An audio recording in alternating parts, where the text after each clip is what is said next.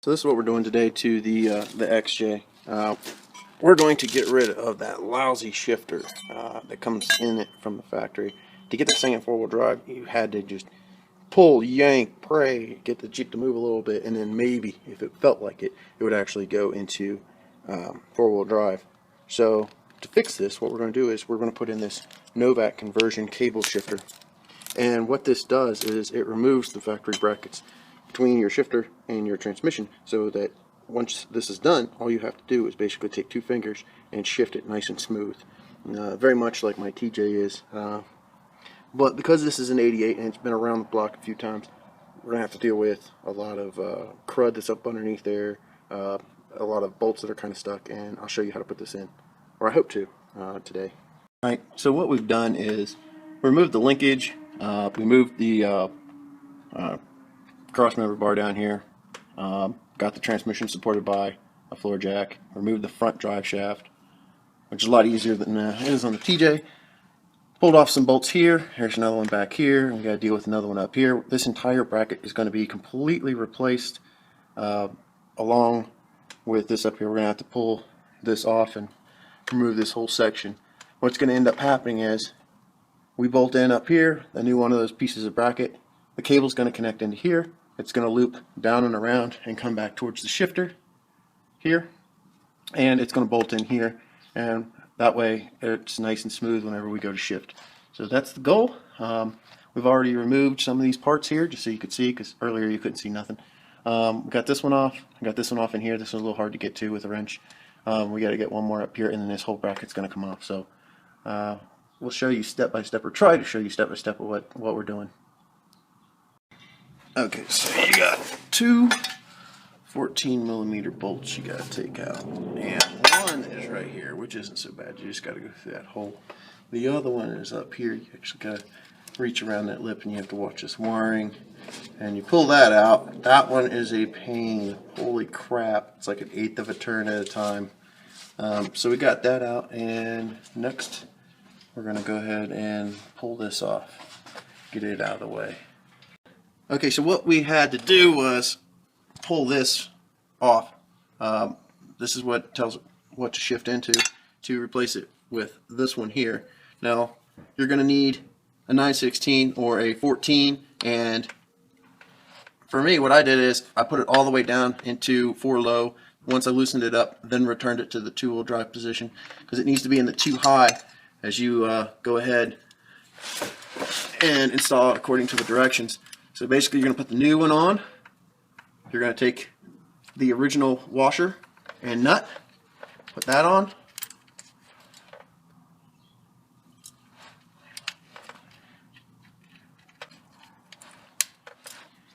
And let's get this nut on here. Now there's not a lot of room to work down here, so a set of ratchet wrenches really does help out. Of course, a clean underside, sir, would also assist greatly. Yeah. A little bit of dirt in your eyes, and all of a sudden, you know, you just...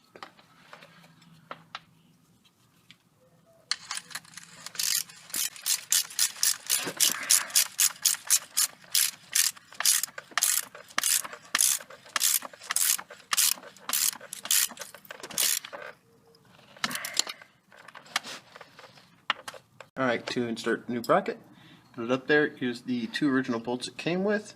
One here and one up here. And what's going to end up happening is it's going to run from this linkage to here, and then from here back down. Take these off. These are 4 10mm bolts from right there.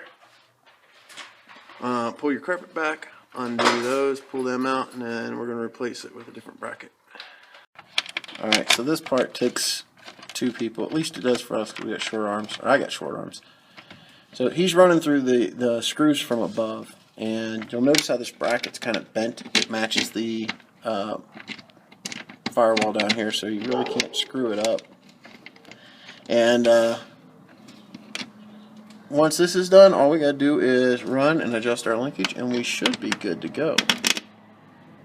When you tighten these, you want to make sure there's about 5 threads showing on the opposite side of the rubber grommet.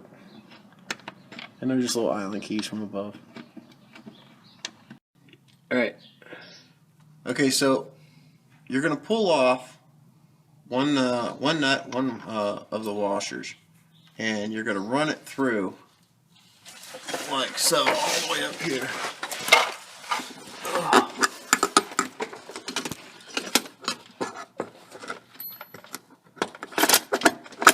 Now, I got to adjust it in the middle because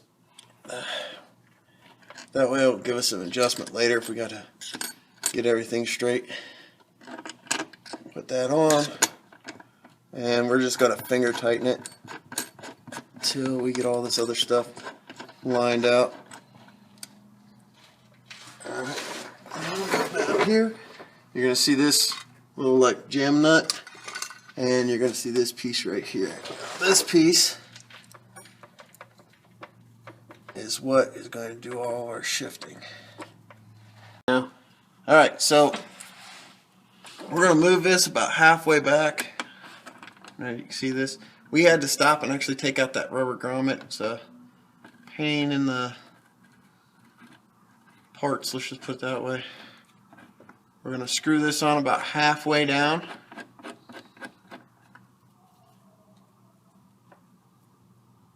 Take our little spacer there. You'll see that it's notched on this side.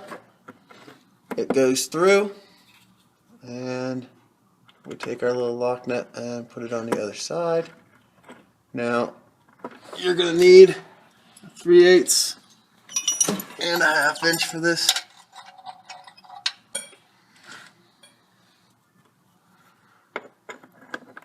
Half inch there, 3/8 there.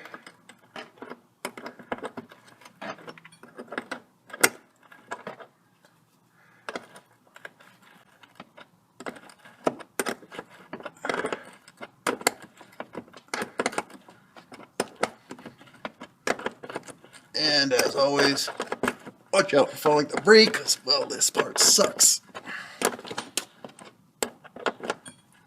Never again, sir. Never again. Washing the crap out of the Jeep.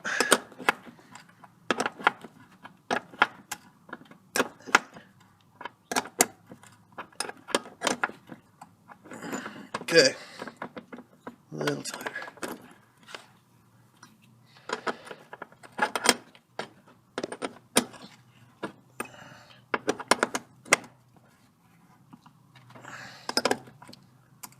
There we go. So we come over here and we take this opposite side. And we do the same thing. We're going to take off one nut. So don't record that way. Record from the side. the other side? No, sideways, otherwise it makes the weird box shape. It goes back through the hole.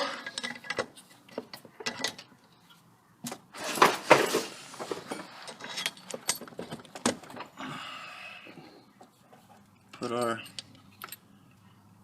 washer.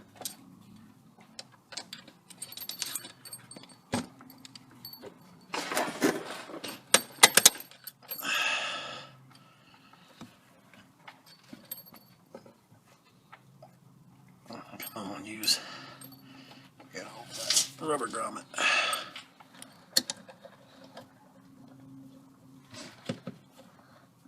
This is why we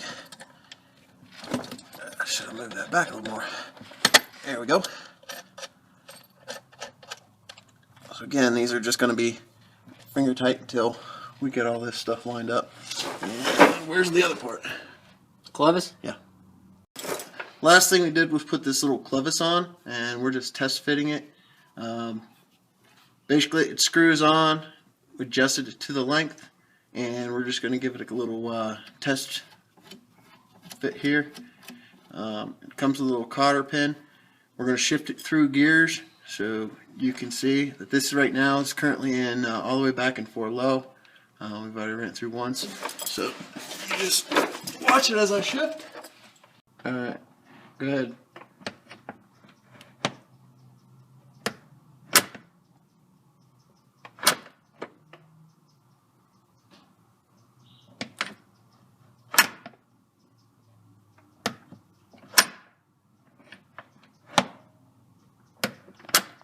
10 times smoother than it once was, wasn't it?